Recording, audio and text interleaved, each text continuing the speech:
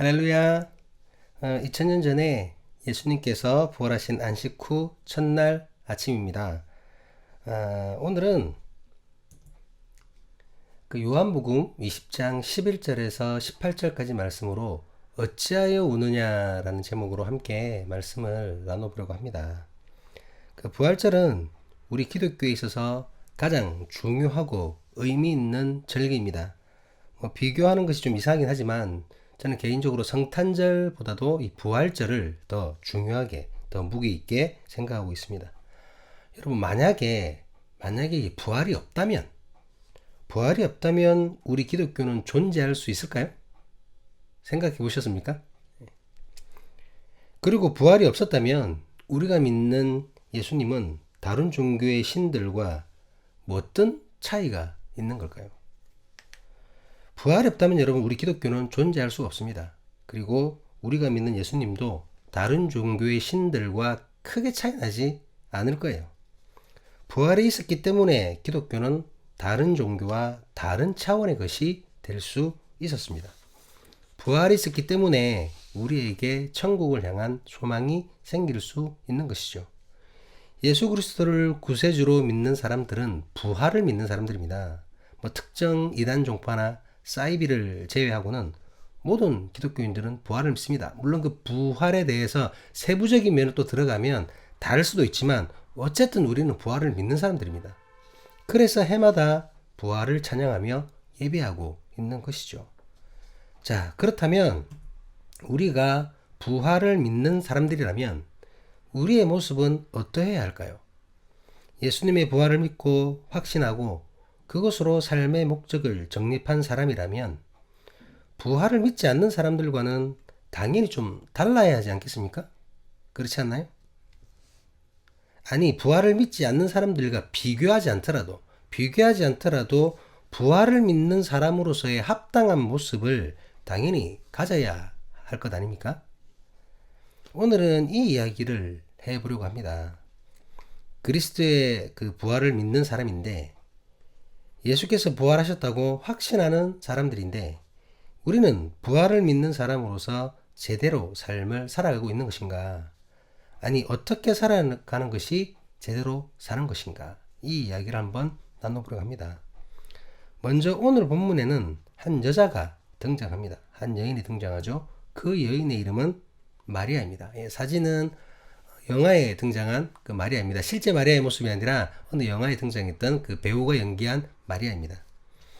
성경에는 여러 명의 마리아가 등장합니다.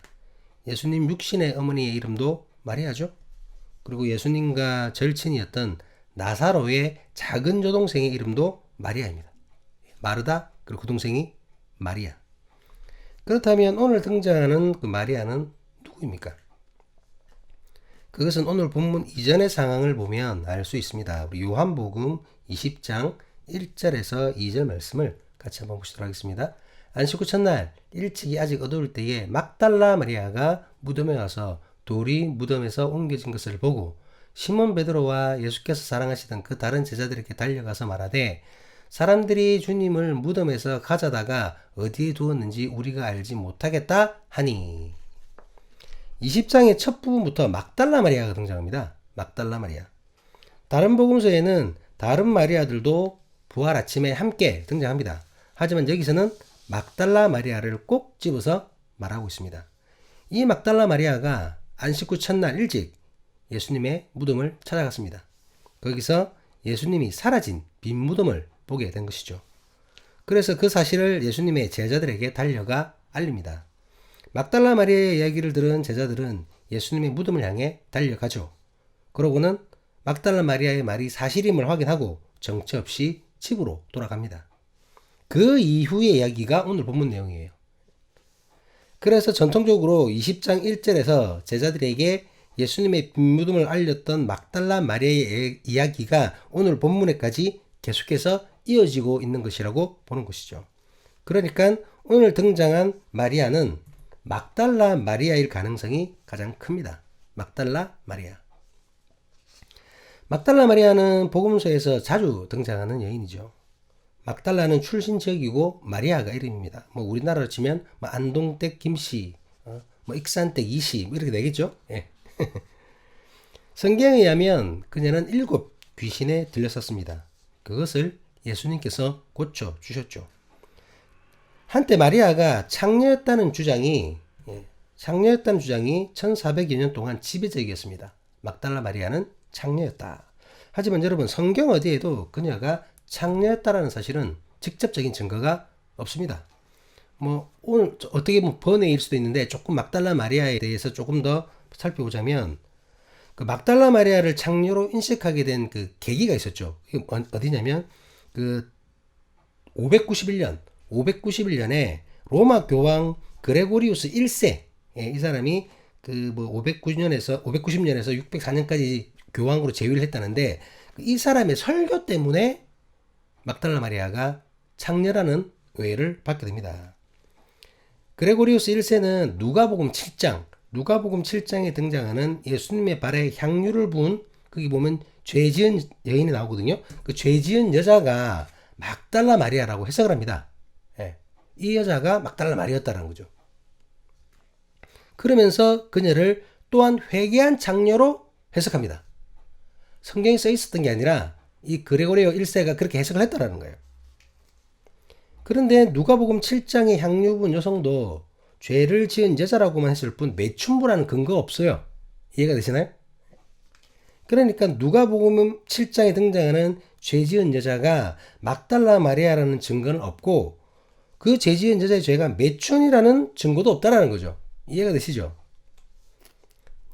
나중에는 이렇게 이야기가 그레고리 1세에 의해서 이렇게 되니까, 그 나중에 어떻게 되냐면 요한복음 8장에 등장하는 가늠하다가 붙잡힌 여자도 막달라 마리아였다라는 해석까지 등장하게 됩니다. 잘못된 해석입니다. 앞서 밝혔듯이 막달라 마리아가 창녀였다는 직접적인 증거는 여러분 성경 어디에도 없습니다. 없어요. 그레고리우스 1세가 잘못 설교한 거죠.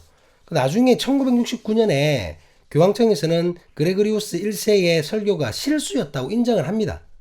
잘못되었던 것이다. 잘못 해석한 것이다. 막달라 마리아는 창녀였다는 증거가 없다라고 인정을 하죠. 그런데 이제 그럼에도 불구하고 아직도 여전히 막달라 마리아는 창녀였다라고 인식하거나 설교를 하는 분들이 있다라는 거죠. 하지만 전혀 그런 증거는 없습니다. 막달라 마리아를 굳이 매춘부로 만들 필요가 없다라는 거죠. 아닌 사람을.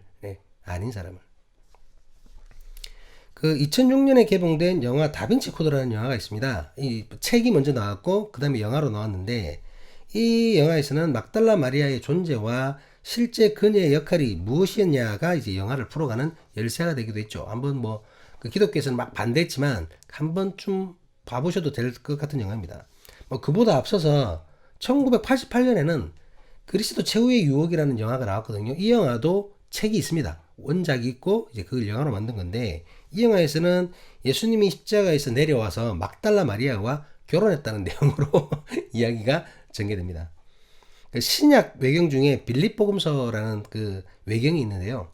그 예수님께서는 거기 보면 예수님께서는 막달라 마리아를 자신을 따르는 모든 여자들 중에서 가장 사랑하셨다고 되어 있어요. 거기다가 자신이 세운 12명의 제자보다도 더 사랑한 인물이라고 밝히고 있습니다. 물론 이제 그 다빈치 코드나 그리스도 최후의 유혹, 그리고 이 빌립보금서의 내용은 정통교단에서는 인정하지 않고 있습니다. 인정하지 않고 있죠. 인정하지 않는 이유에 대해서도 있겠죠. 어쨌든 제가 이 말씀을 드린 이유는 뭐냐면, 어쨌든 정경을 통해서, 그리고 또 외경을 통해서든 아니면 전승을 통해서든 막달라 마리아가 예수님과 상당히 친밀한 관계였음을 알 수 있게 해준다라는 거죠. 막달라 마리아는 예수님과 굉장히 친밀한 관계였습니다. 특별히 세우셨던 12 제자들만큼이나 굉장히 친밀한 관계였다는 거죠. 가까운 사이였다는 거죠. 앞서 말씀드린 대로 7 귀신에 들려 정상적인 삶을 살아가지 못했던 마리아를 예수님께서 고쳐주셨습니다. 그런 예수님을 막달라 마리아는 따르기 시작했습니다. 예수님께서 붙잡히시고 고난받으실 때 다른 제자들은 다 도망갔었습니다. 하지만 막달라 마리아와 다른 몇몇 마리아가 끝까지 예수님을 따랐습니다. 그리고 마지막 십자가에 숨을 거두시기까지 그 자리를 지켰습니다. 또한 예수님께서 무덤에 묻히시고 사흘이 되던 날 가장 먼저 일어나 아침 일찍 예수님의 무덤을 향해 걸어갔습니다. 그러고는 결국 예수님의 빈 무덤, 그 빈 무덤을 가장 먼저 발견하게 됩니다. 막달라 마리아가. 그 사실을 제자들에게 알렸던 막달라 마리아는 제자들이 예수님의 빈 무덤을 확인하고 집으로 돌아갔음에도 불구하고 여전히 예수님의 빈 무덤을 떠나지 못하고 있습니다. 너무나 사랑했던 주님의 시신마저 없어진 거예요. 그래서 그 자리를 떠나지 못한 겁니다. 본문 11절은 그 모습을 이렇게 표현하고 있습니다. 마리아는 무덤 밖에 서서 울고 있더니 울면서 구부려 무덤 안을 들여다보니. 다른 제자들은 빈 무덤을 확인하고 다들 집으로 돌아갔습니다. 그런데 막달라 마리아는 그러질 못하고 빈 무덤 앞에 그대로 서 있었던 것이죠. 그냥 서 있었던 것이 아니라 울면서 서 있었습니다. 막 울었다는 거예요. 본문에서 울며라는 헬라어는 클라이오라는 단어를 사용하고 있습니다. 클라이오. 이 클라이오라는 말은 눈물을 흘리면서 펑펑 엉엉 운다라는 뜻이에요. 그냥 훌쩍거리는 게 아니라 엉엉 운다라는 뜻입니다. 너무 슬픈 거죠? 대성통곡을 했다는 말입니다. 막달라 마리아가 감정을 주체하지 못할 정도로 슬퍼하고 있다는 사실을 알 수 있게 해줍니다. 그렇다면 막달라 마리아는 왜 이렇게 통곡하면서 슬피 울고 있는 것입니까? 왜 이렇게 울고 있어요? 죽으신 예수님의 시체가 없어졌기 때문입니다. 그나마 주님이 죽으시고 난 뒤에 향유라도 발라드리려고 왔는데 시신이 없는 거예요. 자신의 병을 고쳐주셨고 또한 제자로 삼아주셨고 항상 예뻐해 주셨고 특별하게 사랑해 주셨는데 그 예수님이 십자가 위에 돌아가신 것만으로도 마리아에게는 너무나 큰 슬픔이고 생각하기 싫을 정도의 사실인데 그 슬픈 감정을 한 사흘 지나 좀 수스리고 예수님 시체에 향유라도 발라드리려고 무덤을 찾았는데 그런데 그나마 예수님의 시체마저 그 시신마저 사라진 겁니다. 기가 잘 노르시죠. 얼마나 어이가 없었겠습니까? 슬픔이 2배, 3배가 됐던 것이죠. 그렇다면 지금 막달라 마리아가 예수님의 죽음과 그분의 시체가 없어져서 슬피 우는 근본 이유는 뭘까요? 왜 그녀가 이렇게 슬피 울고 있을까요? 근본 이유가 무엇입니까? 소리내어 엉엉 대성통곡을 하며 혹시나 하면서 내가 잘못 봤나 하고 무덤을 또 들여다보고 또 들여다보고 그렇게 확인까지 하는 이유가 무엇입니까? 그것은 마리아가 아직 예수님의 부활을 모르기 때문입니다. 부활을 몰랐던 마리아입니다. 예수님께서 부활하신 그 부활의 의미, 이전에 말씀하셨던 부활의 의미, 그걸 몰랐던 겁니다. 예수님께서는 살아생전 당신이 당하셔야 할 고난에 대해서 말씀하셨습니다. 인간을 위해 십자가를 지셔야 하고 죽으셔야 하고 그리고 다시 살아나셔야 한다는 사실을 제자들에게 말씀하셨어요. 사흘 뒤에 반드시 살아나신다는 것을 말씀하셨습니다. 그런데 제자들은 머리가 나빠서 그 말씀을 잃어버린 것인지 전혀 그 말씀에 관한 생각을 하지 못하고 있었습니다. 예수님 사후에. 우리 요한복음 20장 9절 말씀을 같이 한번 보시도록 하겠습니다. 그들은 성경에 그가 죽은 자 가운데서 다시 살아나야 하리라 하신 말씀을 아직 알지 못하더라. 예수님의 빈 무덤을 확인하고 허탈한 모습으로 집으로 돌아간 제자들을 향한 이야기죠. 그들은 부활에 대한 예수님의 말씀을 이미 들었음에도 아직 알지 못했던 것입니다. 이것은 여러분 막달라 마리아 역시 마찬가지였어요. 아무리 예수님과 가까운 사이였어도 막달라 마리아조차도 이해하지 못했던 겁니다. 예수님의 시체가 없어진 것에 대해 그저 슬프고 억울할 뿐입니다. 예수님께서 말씀하신 부활에 관한 이야기를 생각하지도 못한 것이에요. 우리 본문 12절, 13절을 같이 한번 보시도록 하겠습니다.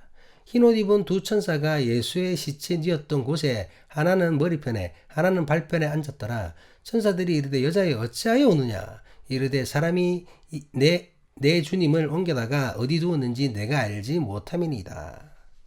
마리아는 예수님의 부활에 대해서 전혀 예상치 못하고 그저 사람들이 예수님의 시체를 어디에 옮겨놨을 거라고 생각하고 있었습니다. 예수님께서 부활한 사실을 알지 못하고 믿지 못하니까 누군가가 예수님의 시체를 훔쳐갔을 거라고 잘못 생각하고 있는 거예요.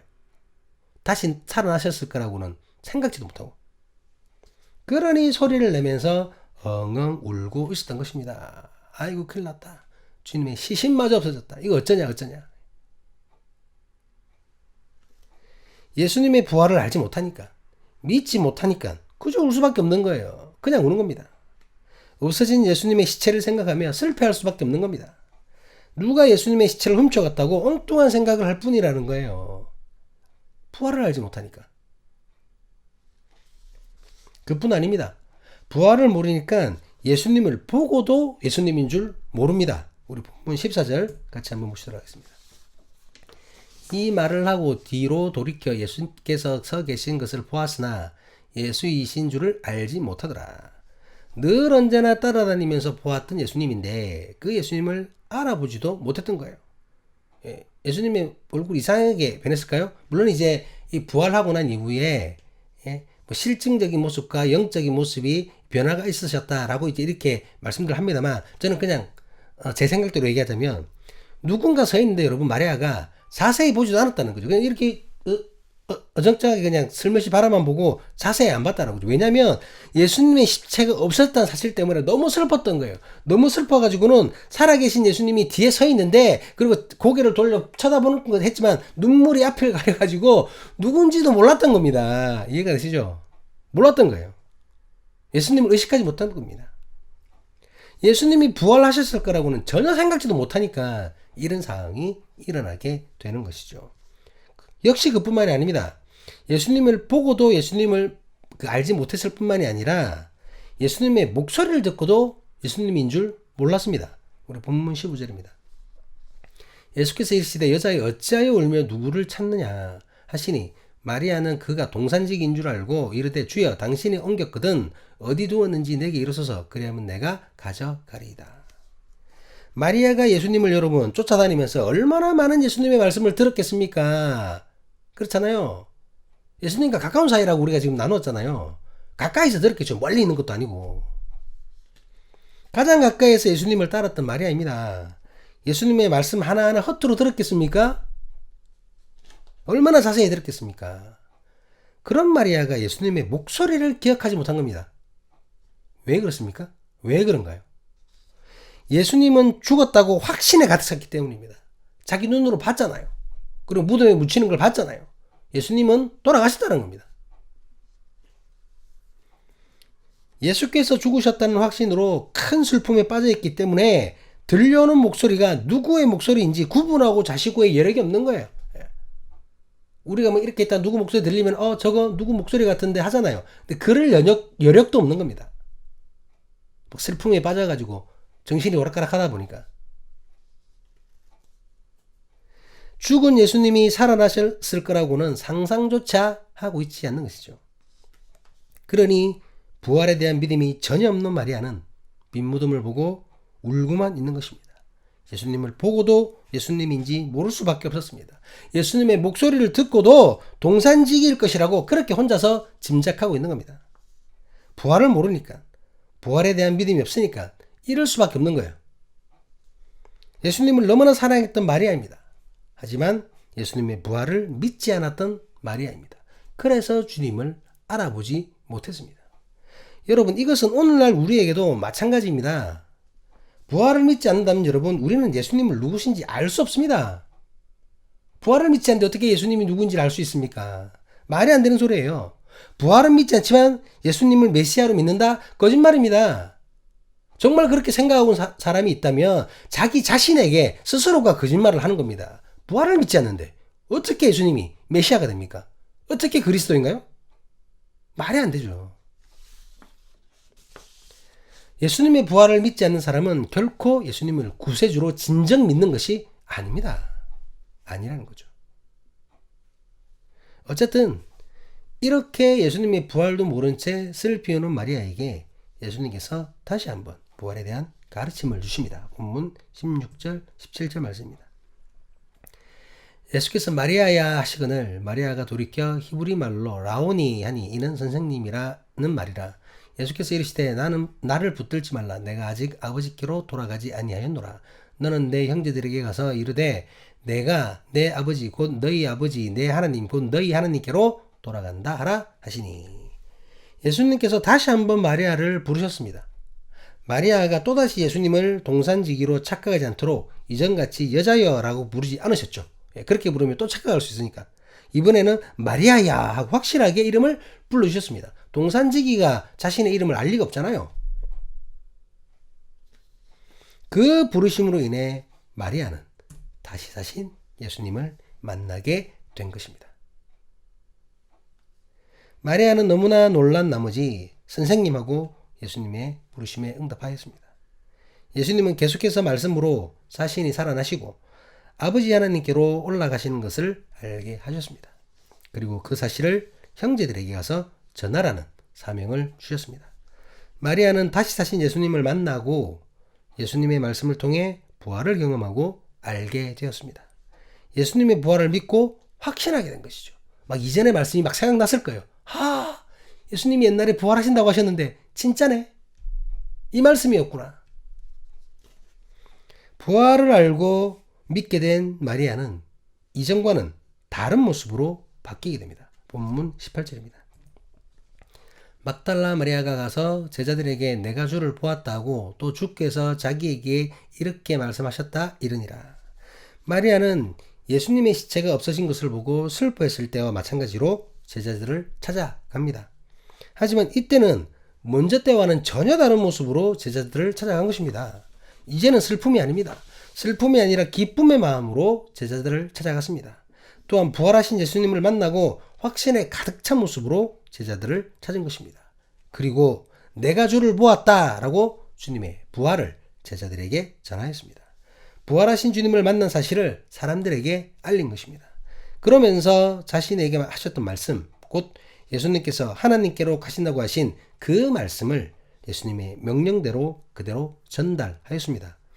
부활을 몰랐던 막달라 마리아는 슬프고 절망이었고 아픈 소식을 전했습니다.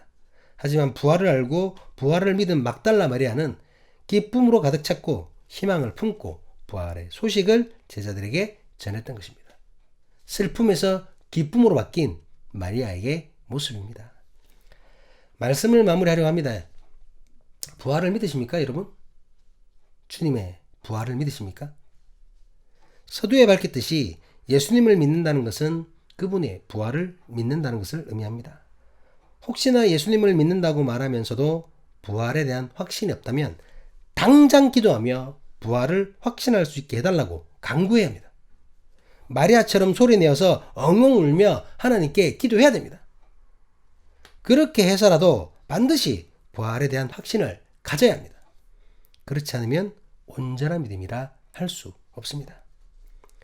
지금 나에게 부활에 대한 확신이 있다면, 그렇다면 부활을 믿는 사람처럼 살아야 합니다.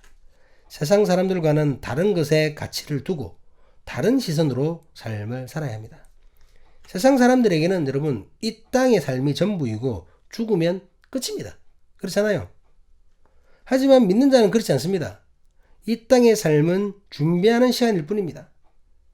다시 오실 예수님을 만나기 위한 기다림의 시간입니다. 죽음 뒤에는 심판이 있고 부활이 이루어질 것입니다. 그렇게 믿는 자는 이 땅이 아닌 부활의 시간, 하나님의 나라를 위한 삶을 살아야 한다는 것입니다. 주님의 말씀을 묵상하고 깨닫고 말씀대로 살아가는 삶을 살아야 합니다. 주님께서 큰 계명이라고 말씀하셨던 것, 온 마음을 다해 하나님을 사랑하고 내 이웃을 내 몸과 같이 사랑하는 그 삶을 실천하며 주님을 기다려야 한다는 겁니다. 죽음을 슬퍼하지 맙시다. 잠깐 헤어지는 시간이 많이 아쉬워서 눈물 흘릴 수는 있죠. 하지만 부활을 믿기에 다시 만날 날을 확신하며 기대하는 우리를 간절히 기도드립니다. 육체의 죽음은 끝이 아닙니다. 부활의 새로운 시작이 기다리고 있습니다. 사랑하는 사람의 교회 신앙 공동체 여러분, 주님은 우리를 위해 죽으셨습니다. 그리고 우리를 위해 부활하셨습니다. 부활하신 주님이 부활을 믿는 우리를 구원하셨습니다. 기도하시겠습니다.